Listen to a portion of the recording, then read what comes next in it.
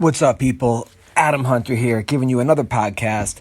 It's going to be a great show today. We got Eli Tamez, who is 10-0 out of Texas, and no one wants to sign this guy, which is ridiculous, okay? I mean, they don't want to give him the money he's worth. 10-0 fighter out of Texas, who's a hairdresser / fighter. We're going to talk to him as well as Biggie Mike Rhodes, who won in the LFA last week. He kicked some major butt. So yes, we're going to talk to both those guys. And I want to thank Rockfin for providing me with enough, hooking me up with enough crypto and money to take care of you guys and give you guys great podcasts all week long. Okay, go to rockfin.com/Adam Hunter. Check them out. Very, very good people. Let's talk to Biggie Mike Rhodes now. Trap sonsen, trap dansen. Түүний сонсдог хөгжим дур булаан. Даалж дуулан дур булаа мууруулаа. I'm a young trap nigga. And you both don't know not to take it. Trap, I'm dead serious. Rock Biggie Rhodes. This is, what's up? What's up, man? Congrats on the big win. Thank you, man. Appreciate it. Was it tougher than you thought it was going to be? No. I thought it was going to be as tough as it was. Honestly, I thought maybe even a little bit tougher. Just looking in that dude's eyes, man, at the weigh-ins, he just had this look about him. You know, you can kind of tell. You know, he had that I'm not going to be broken. I'm here for war kind of look in his eyes, and so it was great. Yeah, no, it was a great fight, man. Your wrestling looked better than it ever has. Yeah, I think honestly, it's just I used it more. You know, I've been wrestling for a long time. Obviously, I didn't wrestle in high school or college or anything like that, but I was like probably one of the first people in my family that didn't wrestle in high school. You know, I was a basketball player. The rest of those guys are all wrestlers. So I grew up doing it. I trained with Ben Askren for 7 years. You know, I out-wrestled Alan Jaban in that title fight that we had.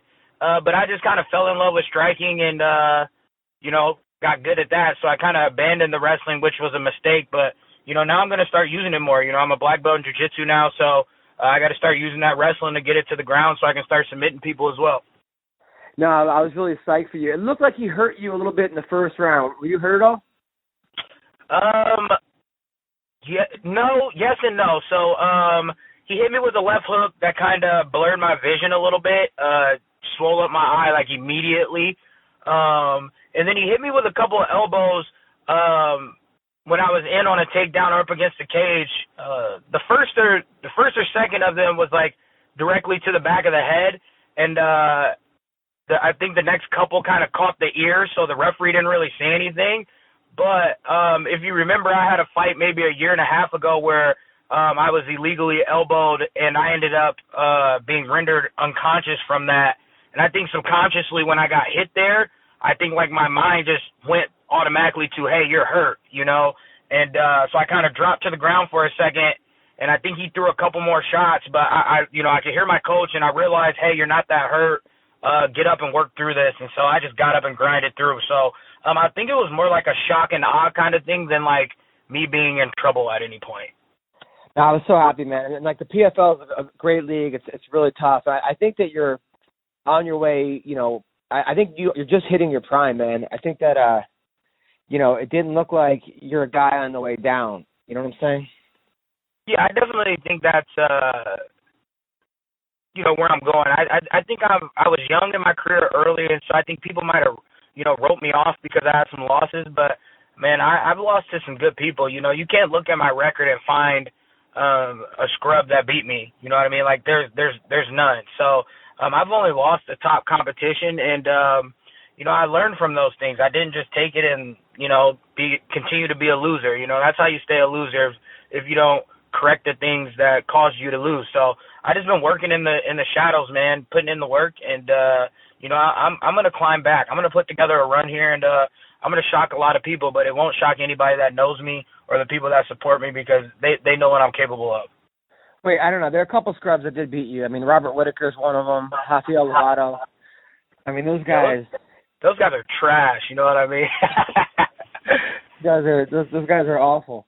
Now, was there pressure because you were like a 400 favorite? You were like a minus 400 favorite. Now, was there pressure to like get the guy out early? Or did you even look at the odds? I didn't even know about the odds. Honestly, I didn't know about it until after the fight. A buddy of mine, he always bets on me when I fight. So he was like, I didn't really make too much money off you, even though you won. I'm like, what? He's like, yeah, you're like minus $400. 400 thing. I was like, hey, I didn't know anything about the odds, but I think he was probably underlooked because of what his record looks like. But he's a way tougher guy than his record shows, you know. And I think he's been training down at Hard Knocks 365 with Henry Hoof and, you know, those guys for a little over a year now. So I knew that he would be a different fighter, and I knew that he would be tough. So I didn't overlook him. And I said it in all the pre-fight interviews, man.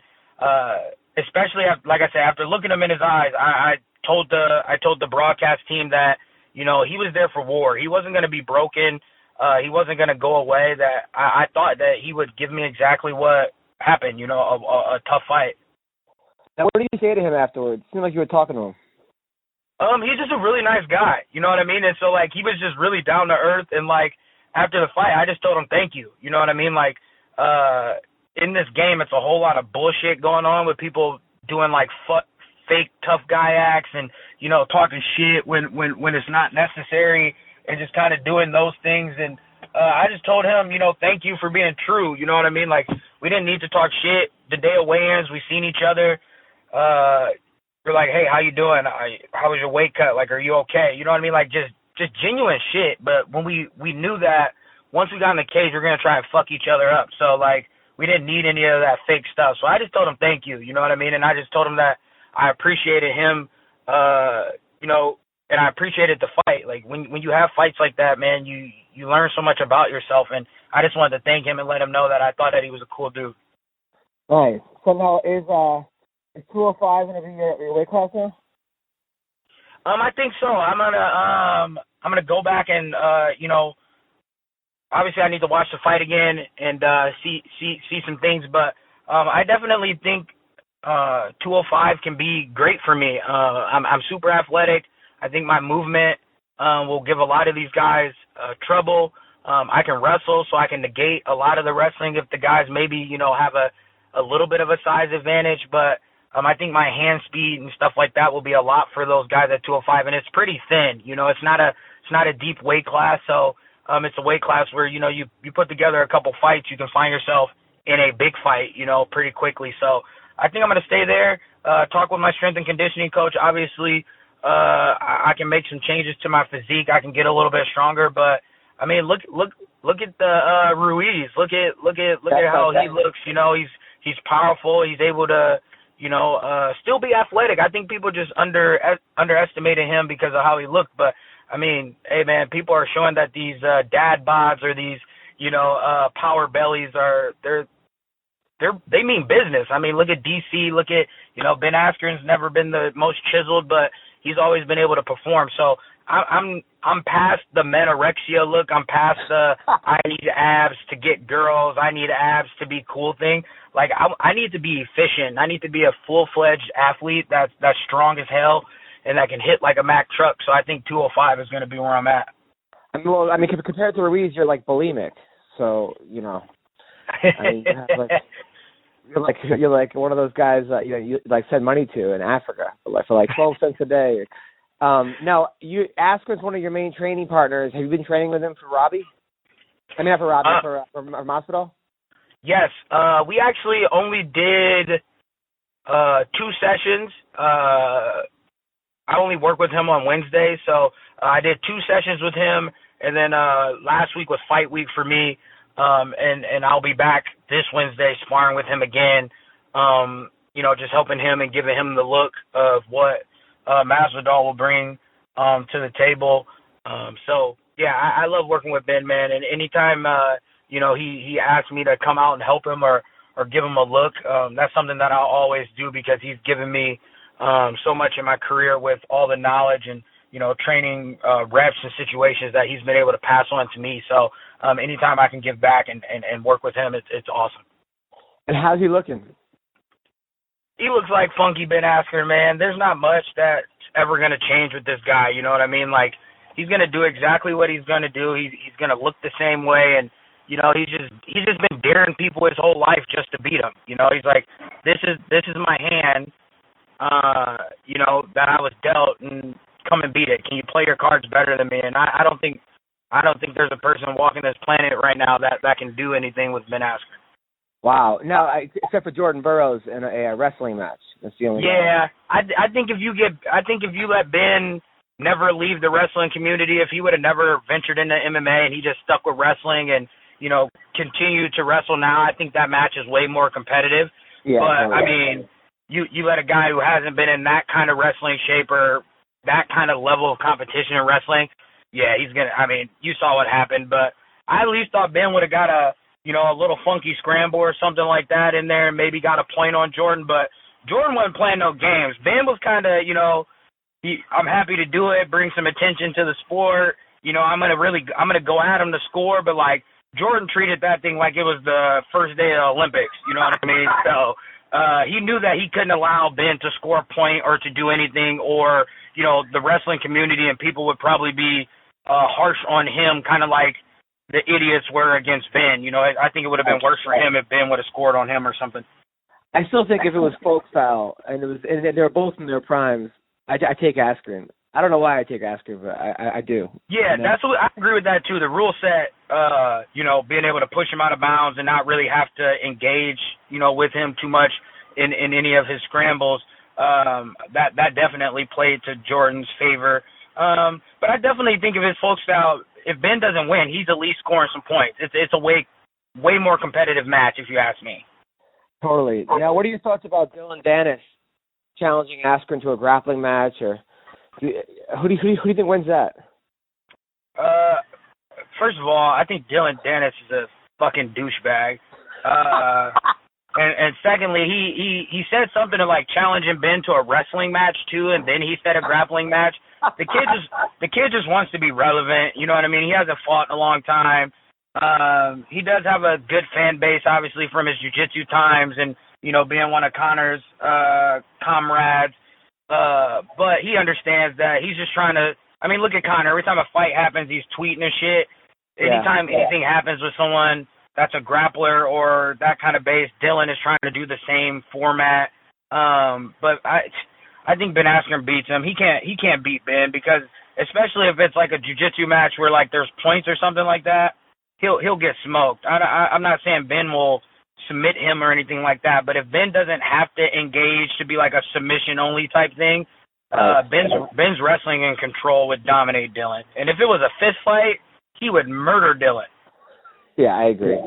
I completely agree. Now this week, there's some good fights. Henry Cejudo, Marlon Moraes. Who do you like? That's tough. You know, I think I'm gonna go with Marlon Moraes. I think that he's obviously way bigger. I think he's gonna be the stronger of the two. I think that the wrestling isn't gonna be such a huge advantage for Henry, just because of how small he's going to be. And Marlon's a real 35er, so I think Marlon can put Henry down or put Henry away. You know, obviously we saw DJ do it their first fight, and I think Marlon has good stand up, good kicks to the body and stuff like that. So I figure Marlon wins that. I think so too. Plus, you know, the guys he's wrestling with, he brings in the guys like Zabit, who's a great wrestler, but also guys like Frankie Edgar and all those, you know, really good MMA wrestlers in that gym.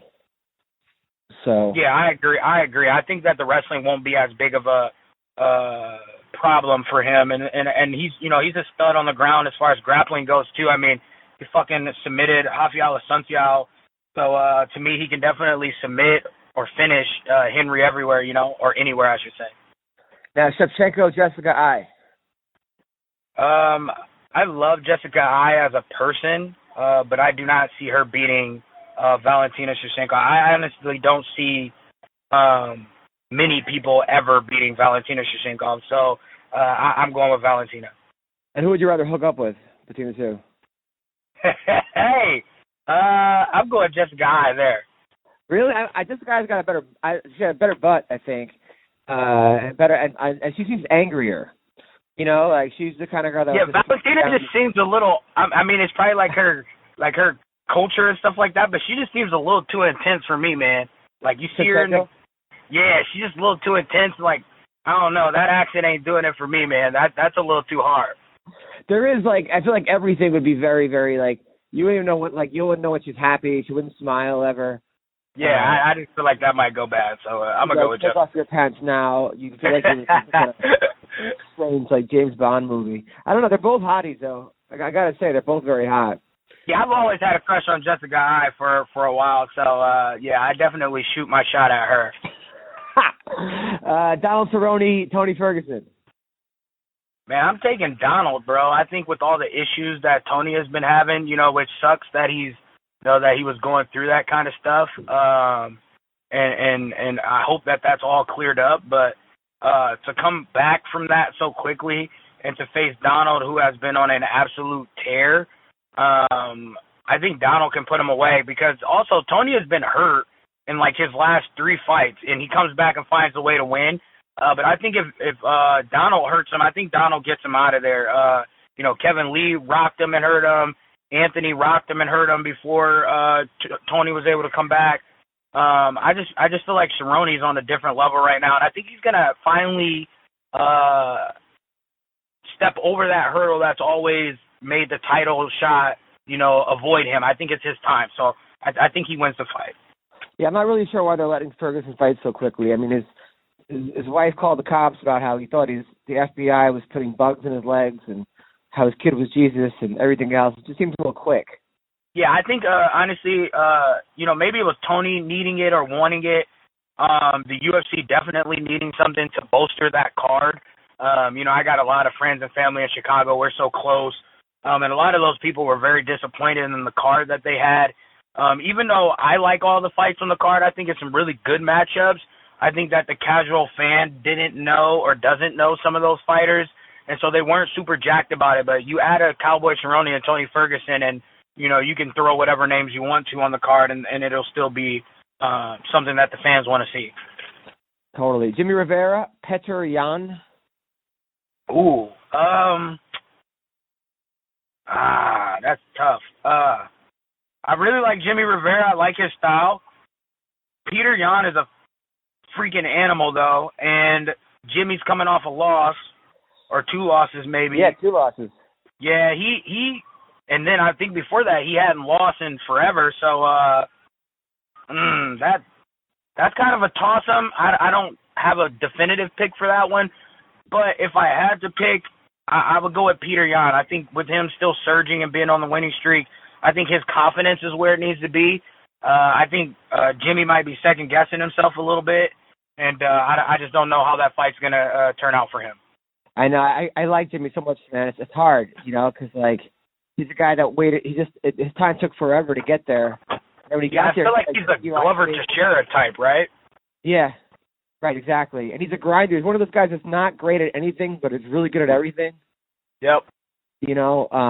But it's just can't. But this guy Petr Yan looked amazing his last couple fights. Yeah, he's a beast. I just watched some of his ACB fights too. Seen some highlights somebody put up, and he's just he mauls you, man. He's I feel like he's a better version of not better version, but I feel like he's a more complete version of like a Khabib. Like he has the really nasty wrestling and ground and pound, but his striking on the feet is surpassed where a Khabib would be at right now. So I think his game is just violent, man, and I think. He obviously can get caught because Jimmy has fucking power in his hands, but I think I'm going to go Peter for that fight. And how crazy is fighting? You fought in ACB. It seems like there's 900 fights, and it's every 3 seconds. Yeah, dude, it's nuts. It's fucking nuts when you fight over there, man. But they're super, don't get me wrong, they're super nice people. They put on a really great show. It's very well ran and organized. It's probably second best other than the UFC that I fought for as far as being on time and being punctual with everything and having the cleanest schedule. But I mean, they're saying is less show, more fight. So fuck all the interviews, all the promotion shit. Run them in there, run them out. Let people go to war, pay them a bunch of money, and See you later. It's crazy. It's crazy. Now, a good fight I can't wait for is Tatiana Suarez versus Nina Ansaroff. Ooh, I think Tatiana wins that, honestly. I like Nina. She seems like a really nice person. But I just don't think she beats Tatiana. I don't think she has the wrestling to be able to stop Tatiana from just taking her down and mauling her. I think it's gonna. She's like the freaking Khabib of the women division. She's gonna damage all these women until she gets this title shot. And I would love to see her versus Jessica Andrade, because Jessica Andrade is a small powerhouse who can wrestle, and Tatiana's like a taller girl, but her wrestling's probably a little bit better. A lot better. Jessica probably has the edge in maybe jiu-jitsu, but, you know, it's hard to do jiu-jitsu against people who have very solid wrestling bases, and I'm sure she's training her jiu-jitsu too. It might turn into like a striking thing, and Jessica throws freaking heat. So I think that's one of the more intriguing matchups in the women's division that could possibly happen. You should do commentary. What's going on? Man, I'm trying. You know what I mean? I'm perfecting this craft here, and when I get the opportunity, you ain't going to get me to shut up. I think you're better than everybody I've ever had on the show. Ricardo Lamas versus Calvin Kattar. Oh, no. I can't say that fast. Calvin Kattar, he's tough, and he's big as hell for the weight class. But Ricardo's a veteran, and, you know, Ricardo's a tough out for anybody. That's tough. That's kind of a toss-up for me. I can't really pick a definitive winner, I don't think, for that one. Yeah, this is a good fight. It's then Angela Hill versus Yan Xiaonan from I think Angela's going to win. It seems like a lot of these people from China and Japan or Korea, they just don't do as well over here. I don't know if it's because of their training partners. I mean, there's always the exception here and there, like the Korean Zombie or whatever, but it seems like for the most part, they just can't keep up. Yeah, honestly, too, I think it's like quality of opponents and stuff like that, too. I think that they come over and they haven't fought the same level of competition, even though, don't get me wrong, there's tough fighters and, you know, there's great ones every now and then, but I think the talent pool in the U.S. is bigger and better. So when they come over here, I think sometimes it's a shock to them, you know, the level and caliber of opponent they face here. I don't really know that girl at all. I don't even know if she's had many fights in the UFC. The biggest wins have been over Taylor and Viviana Pereira and and then Sierra Kondo. So yeah, see, I've never heard of her or watched her fight or anything, so I'm not sure about that. I know Angela rocks with my management, Sucker Punch, so I'm going to take Angela. And then Caitlin Chukagian against Joanna Calderwood. JoJo is like probably one of my favorite people on this earth. She is so funny. Wow. And super dope. I love JoJo, man. Ever since we were on The Ultimate Fighter with her, she actually tore my meniscus on the show. I was helping her with wrestling, and she took me down and actually tore my meniscus, and I had to pull out of. I was supposed to fight Paulo Thiago in Brazil. I had just accepted the fight that day, and freak accident, tore my meniscus. And because she was on the show, there's not much like she could do for me. She asked them to they could order whatever they wanted to in the house. So she had them order her a bunch of gummy worms and shit. She wrote "Sorry Biggie" on there, sent them to me. But no, she's a dope person. And I really hope that she wins. You know, I know she moved her training to Extreme Couture and stuff like that. So, or is it Syndicate? Syndicate, I think. Yeah, Syndicate. She's dating the coach, John. Yeah, so I really hope that she wins, and I just because I really like her as a person. And that Chukagian, or however you say her name, she makes a lot of noise for me, man. It's super annoying. I know. Her and Holly Holm make the most noise ever, boss.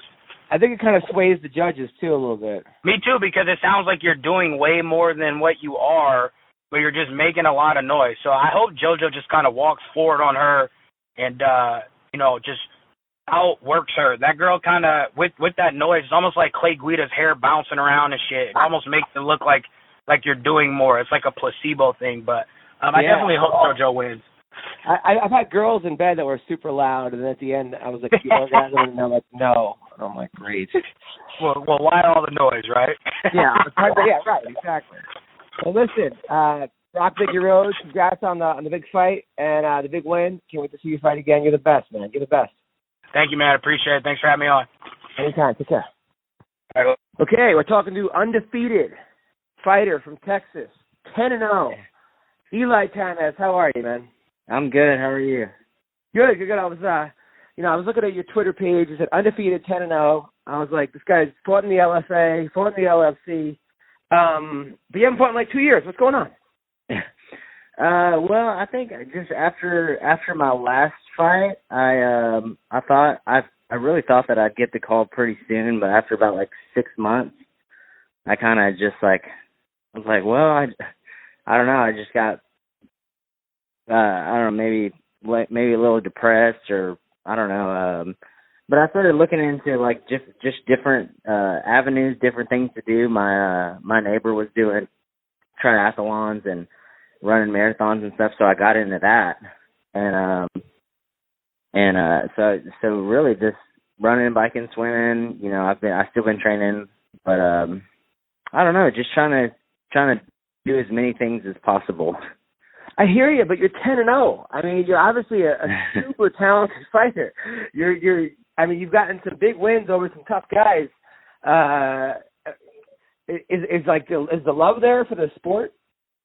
It's tough. It's just kind of one of those things. Like it's just, it's a beatdown, and then when you're fighting for these, not so big organizations, fighting killers, but you're not getting paid to fight killers. And I have a full-time job. I have, that's successful and make a lot of money, I have kids to support and, so it's just kind of one of those things that's tough. I love it, and I love to win, and I'm like right there. I feel like I should be in the UFC, and I could beat a lot of the top, bantamweights, but, it's like all those factors kind of play in, and, I just figured I just kind of needed some time to just do some other things. Like if the UFC comes knocking, of course, I'm going to answer and I'm down. But what about like Bellator or PFL or ONE FC or ACD or Ryzen or, Brave or one of those organizations? Yeah, I don't know. I guess I've never been approached by really any of them. So, I think that just the main goal was kind of UFC. I've hit like certain goals throughout my life. The first was to get to 5-0, and then I did that. Then I was like, I want to fight on TV, and then I did that. And then, the next step was 10-0, and then it was like UFC. So whenever the UFC didn't come, I was like, well, I want to start to do triathlons, and then, I just want to be like, I love being active, and I love just trying new things. And, I did an Ironman in October. That was kind of just checked off the bucket list. But I think it's just always been like just UFC is that last goal that I haven't hit. Right. And right. I hear you, man. It was just because I was looking at your stuff, and I'm like, this is a great fighter. This kid's so good. And let's talk about you for a little bit. So you were in high school, you played soccer, you never did any kind of martial arts or jiu-jitsu or karate or boxing, right? Yeah, no, never. And then one day you just walk into a jiu-jitsu gym? No, I had some friends that actually, they trained out of a garage, and they had like a little team together, and I just started, I came off kind of like a bad breakup, and so I just started training with them day in, day out, kind of trying to get like a little frustration out, and I just started to get good really fast, and they're like, well, let's get you a fight, and you're out of someone's garage, huh? Yeah. Actually, my whole amateur career, I was just out of, we just trained out of a garage, and I went 6-1, finished all of my fights. My one loss was by decision. And but then ever since I've become pro, I've been, at Fortis. You've been out in Florida? No, at Fortis MMA. Oh, Florida, right, got it. Yeah, with and then I also read you're a full-time hairdresser. I am, yeah. Don't you think maybe that could have been your gimmick? Like you knock someone out and then like shave their head, kind of like yeah. Like Brutus I thought just because like it's just so unique, like to be like 10-0. You know, I'm a hairstylist. You know, like triathlete. Like I mean, there's like literally nobody in the world, you know, that has like my stats and credentials and does what I do. So, you know, I for sure, I thought, you know, I should have been in by now, but, you know, just off of that, they like stories and, you know, I think I have one of the best. You do? I mean, my wife works for Pravana, Oh, okay, yeah, I use their color. There you go. So that, like, yeah. The fact that I was telling her, I'm like, yeah, this guy, he's a fighter, he's also a hairdresser. You don't think maybe you could combine them all? Like you can sprint to the octagon, like in a triathlon? Yeah, like, right. Swim to the arena or something? And yeah, exactly. So you're married? How many kids do you have? We just had our 4th. No way. Really? 4 kids? Yeah, 4 kids. You guys Mexican? We are, yeah. That makes more sense. I know. I mean, you can't just be Mexican and have like 1 or 2 kids. No. You gotta, 4 Mexican is like the minimum. They get pregnant via dick pic. Yeah, exactly. So you got 4. Okay, so you got 4 kids to feed. That kind of makes more sense. But you're 10-0. I know. Now, as far as have you reached out to a manager, like one of these, like, you know, one of these management companies? I've had a couple managers. They've never really done anything for me. So, or maybe they have been doing things for me, but then, I mean, you know, I had a manager once for ever since, well, before my last fight, I was with Iridium, and you know, they couldn't get anything going. I don't know what. Maybe because I have like a couple decisions, and maybe that's what's hurting me. I don't know. Before them, I had somebody else for 2 years, and you know, nobody's ever really. My comedy career. Okay. And how old are you? 33. 33. Okay, so you're still at your peak. You're right there. Yeah. Right in your prime. Now, are you looking for another fight? I mean, I think I'm always kind of looking for. I don't think you ever post get on like Instagram, on Twitter, Instagram. Hey, my man's 10-0. He's a barber. He's got 4 kids. Looking for a fight. Who wants to step up and fight? You want to do that? What's that? Do you want me to do that? Be like your promoter? You're like, well, hey, see, it's not about like looking for a fight, because I'm sure I can get a fight, but it's getting. I mean, for one, it's the you know, getting paid. You know, that like that's where I'm at. Like I want to be paid, because it's like, what I mean, would you I be think happy with? Like $20,000 for a fight? Well, I'd definitely be happy with $20,000. But I'm just, it's just these like, you know, $3,000 to $6,000 to fight, you know, and like I mean, I take it serious. Like I take off. During camps, I'm only working like 3 days a week, because I put everything into my camp. Like, I mean, I never miss weight. I never have bad cardio. You know, I put it all out there, and then, you know, it gets to a point where my kids are like, "Oh, Dad, you're going to train again? You know, like, you're always training, you're never here." And you know, so it's become, it's like there needs to be more. I feel you, man. You're in that weird spot where like you're not. I am like at 10-0. I mean, I'm not getting no jump, you know. So it's got to be worth it. Now the LFA, they would put you in probably a good spot there, right? The LFA, they pay decent. Would you take an LFA fight? I mean, yeah. I mean, I probably would. I've been offered, you know, a couple like title. I mean, they've offered me a title shot before a couple of times, but you know, I don't know. It just always comes down to pay, really. Your nickname should be Ambivalent. What? You know, yeah. like the ambivalent. Yeah. I'm telling you, man, because it's like, I hear you, man. It's tough. It's like I'm in a similar situation with comedy. It's like I'm not going to go out for like dirt cheap money where a lot of people will. At the same time, it's like I'm not a huge draw. so I don't get paid what I think I'm worth, you know, as far as the show goes. Right. And then I got a baby at home. So my wife's like, hey, you're going to be gone for 3 days. How much are you making? Like, why are we going here? You can make that. You can make that money in town, especially if you're a hairdresser. Do you have your own shop? Your own hairdresser? Yeah, I have my own place. I mean, I rent my own room. Right. And I mean, I'm busy. You know, I'm just super busy. Now, have you thought about like the barber being your like gimmick, or like the hairdresser or something? What do you mean? Like as far as your nickname, like you got to like, hairdresser. Like there's a guy in the PFL who was like the chef, and he wore like a chef hat. No, I mean I got stuck with the tomahawk. You know, like back whenever I first started. Right.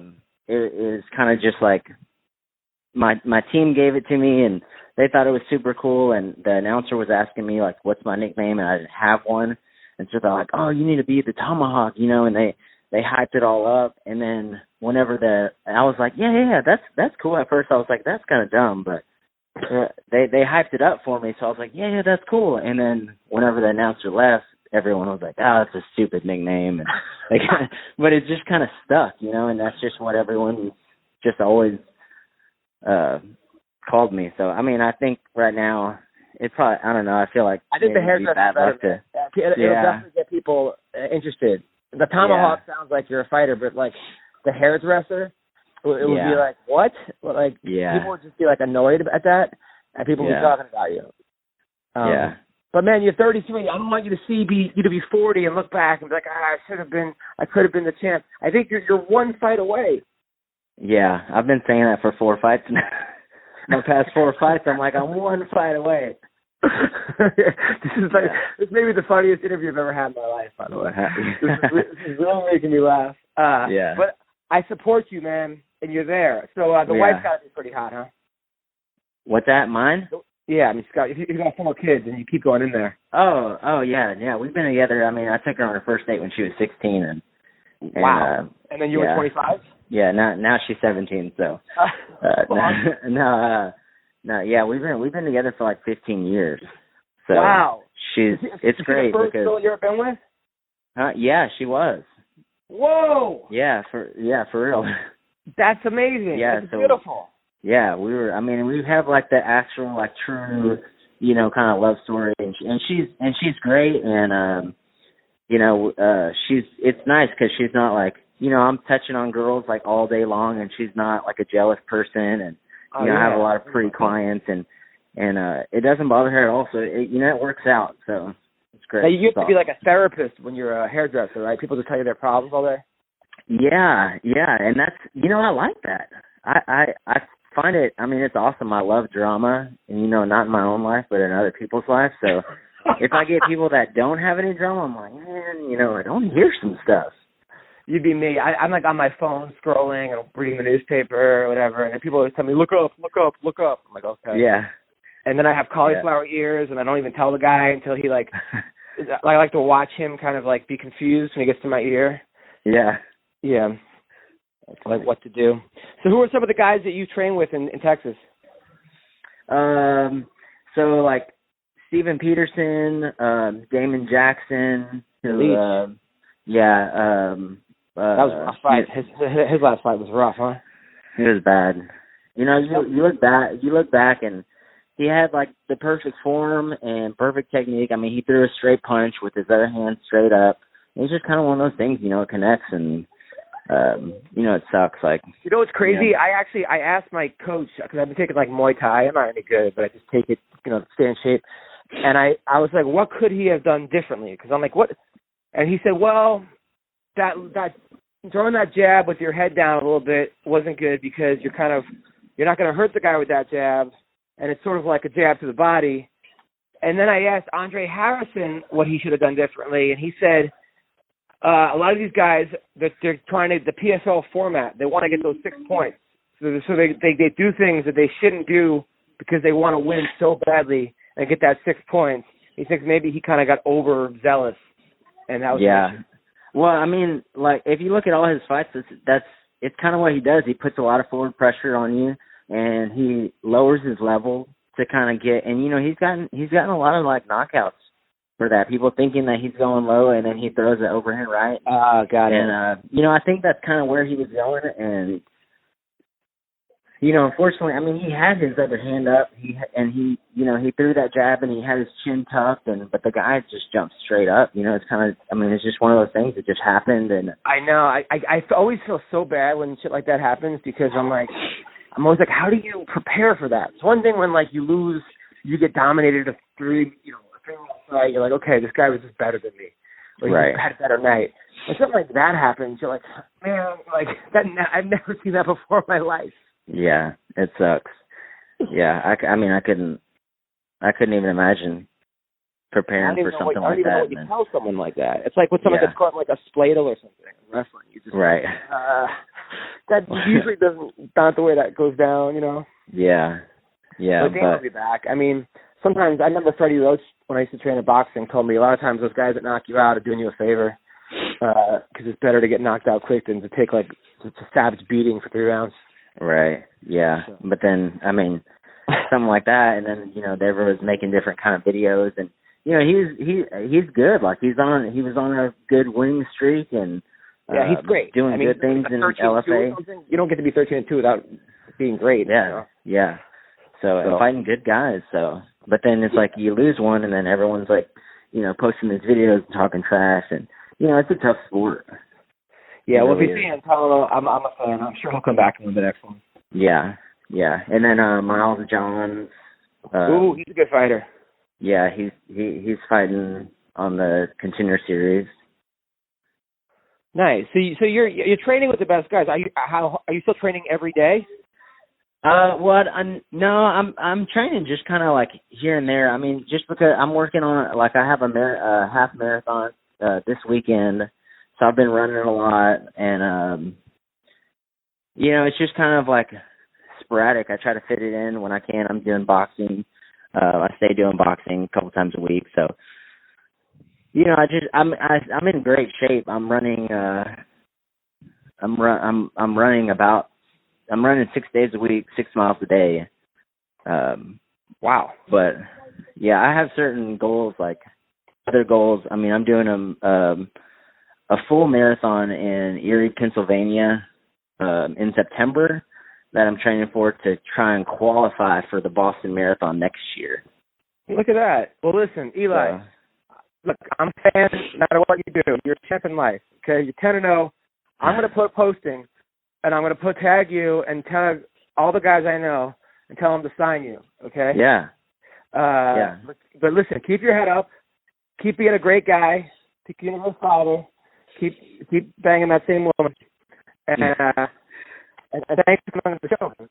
Yeah, thanks for having me. I really appreciate it. Anytime. Take care. Have a good week. So, all right, you too.